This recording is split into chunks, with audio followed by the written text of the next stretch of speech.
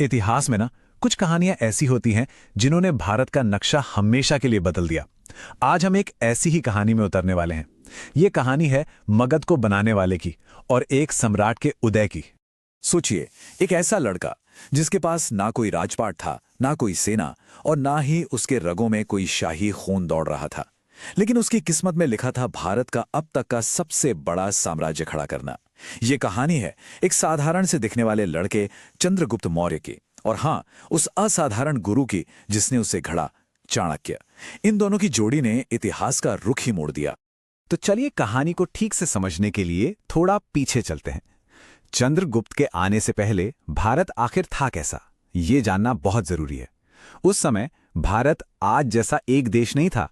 असल में ये कई छोटे बड़े राज्यों में बटा हुआ था और इन सब में सबसे ताकतवर था मगध।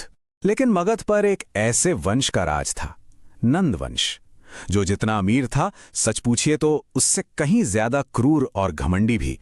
तो सवाल ये उठता है कि लोग नंद शासकों से इतनी नफरत क्यों करते थे। खैर, वजहें बिल्कुल साफ थीं। वो जालिम थे, जनता पर इतने भारी भरकम टैक्स लगा रखे थे कि जीना मुश्किल था, और उनकी नीतियां वो तो पूरी तरह से दमनकारी थीं। आम लोग बस दुख में जी रहे थे, और माहौल जब ऐसा हो ना, तो समझ लीजिए कि वो एक क्रांति के लिए बिल्कुल पकी भी जमीन होती है। और ठीक इसी उथल पुथल के बीच इतिहास को हमेशा के लिए बदलने वाली एक मुलाकात हुई। एक तरफ था एक असाधारण सा लड़का और दूसरी तरफ एक जीनियस विद्वान। अब देखिए, चंद्रगुप्त मौर्य के जन्म को लेकर ना आज भी इतिहासकारों में अलग अलग मत हैं। कुछ कहते हैं कि वो एक बहुत ही साधारण परिवार से थे, तो कुछ का मानना है कि उनमें शाही खून था। लेकिन एक बात तो पक्की है, उनकी परवरिश किसी राजकुमार की तरह नहीं, बल्कि एक आम लड़के की तरह हुई। और यहीं से कहानी निकलती है। कहते हैं कि एक दिन उन्हें बच्चों के साथ राजा मंत्री का खेल खेलते हुए देखा गया, और उसमें वो बिल्कुल एक असली शासक की तरह हुक्म चला रहे थे। और बस यहीं पर दो अलग अलग दुनियाएं आकर टकरा गईं। एक तरफ थे चंद्रगुप्त, एक नेचुरल लीडर जिसके अंदर बेहिसाब काबिलियत छुपी थी, और दूसरी तरफ थे चाणक्य, तक्षशिला के महान आचार्य, राजनीति और युद्ध नीति के ऐसे माहिर जो नंदों से अपने अपमान का बदला लेने के लिए धधक रहे थे। कहानी यह है कि चाणक्य एक बार नंद दरबार में गए थे, लेकिन वहां धनानंद ने उनका अपमान किया और उन्हें बाहर निकलवा दिया। उसी पल उन्होंने कसम खाई थी। उन्हें बस एक ऐसे चेहरे की, एक ऐसे नेता की जरूरत थी जिससे वो इस क्रांति के लिए तैयार कर सके, और वो चेहरा, वो चिंगारी उन्हें चंद्रगुप्त में दिखाई दी।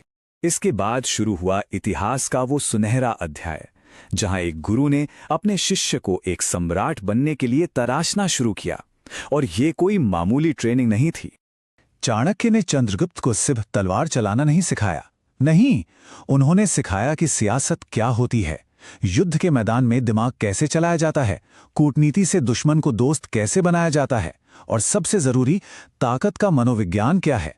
मतलब उन्हें सिर्फ एक योद्धा नहीं, बल्कि एक मुकम्मल, एक बुद्धिमान शासक बनाया जा रहा था।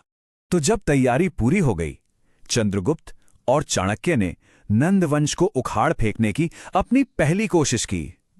लेकिन जैसा कि कहते हैं, सफलता का रास्ता कभी भी सीधा नहीं होता। उनकी योजना क्या थी? उन्होंने बागी, सैनिक और जो भी लोग नंदों से परेशान थे, उन सबको इकट्ठा करके एक सेना बनाई, और फिर सीधा हमला कर दिया मगध के दिल पर, यानी उसकी राजधानी पाटलिपुत्र पर। और नतीजा था एक बहुत बुरी हार।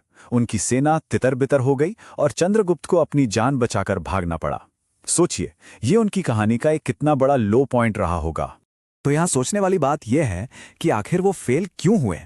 इतनी तैयारी के बाद भी उनकी रणनीति में ऐसी क्या कमी रह गई थी? और इसी हार ने उन्हें रणनीति का सबसे बड़ा, सबसे कीमती सबक सिखाया। किसी बड़े साम्राज्य को सीधे उसके केंद्र पर हमला करके नहीं जीता जा सकता। नहीं, जीतना है तो पहले उसकी सीमाओं को कमजोर करो, बाहर से अंदर की तरफ बढ़ो। और यही सोच उनकी नई और कामयाब रणनीति की नींव बनी। तो इस सबक के साथ उन्होंने अपनी पूरी स्ट्रैटेजी बदल दी, और कई सालों की मेहनत के बाद वो एक बार फिर मगध के सिंहासन पर दावा ठोकने के लिए तैयार थे। इस बार उन्होंने कोई जल्दबाजी नहीं की, बड़े सब्र से काम लिया। धीरे धीरे पूरे उत्तरी भारत में अपना असर बढ़ाया, बड़ी चालाकी से राजनीतिक गठबंधन बनाए, और एक ऐसी मजबूत सेना तैयार की जिसे अब जनता का भी साथ था। और इस बार जब उन्होंने हमला किया तो माहौल बिल्कुल बदला हुआ था। जुल्म से तंग आ चुकी जनता ने उनका साथ दिया और नंदवंश वो तो जैसे ताश के पत्तों की तरह ढह गया। और इस तरह वो भविष्यवाणी सच हो गई। वो लड़का जो कभी गलियों में राजा का खिलखिला करता था, अब सचमुच मगध का सम्राट बन चुका था। और यहीं से शुरू हुई मौर्य साम्राज्य की कहानी। एक ऐसा साम्राज्य जो आगे चलकर भारतीय इतिहास का सबसे बड़ा और सबसे शक्तिशाली साम्राज्य बना।